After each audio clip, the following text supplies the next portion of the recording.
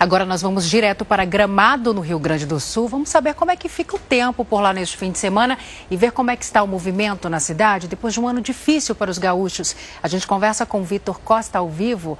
Oi, Vitor, bom dia para você. Qual é a previsão do tempo por aí? Chuva? Oi, Salsi, bom dia para você, bom dia a todos. Olha, felizmente não é chuva. A gente está numa média de 19, 20 graus, mas vai ser um tempo um pouco mais nublado nesse final de semana. Agora o sol está tentando dar as caras, mas essa manhã toda foi de um tempo mais fechado. E olha, você falou sobre a questão do movimento. Muitas pessoas já estão aqui em Gramado, que é com certeza a cidade gaúcha mais visitada pelos turistas. E um detalhe importante, né, Salsi, quem nos acompanha.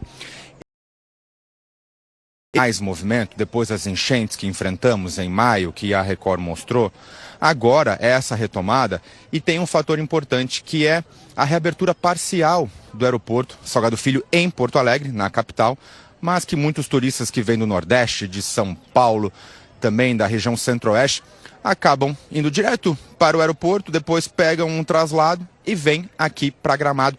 A gente está no Lago Negro, dá para perceber que o movimento é muito bom.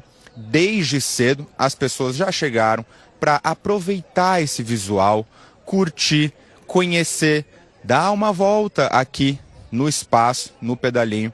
A própria prefeitura da cidade já tinha feito um levantamento que no ano passado cerca de 2 milhões de pessoas passaram por aqui, justamente em razão de que Gramado tem também muitas atrações natalinas. A expectativa para esse ano, Salsi, é de 1,5 milhão de pessoas, naturalmente tendo aí, né, relação com essa retomada, mas também é um número muito positivo para o setor do turismo aqui da Serra Gaúcha. Devolvo para vocês.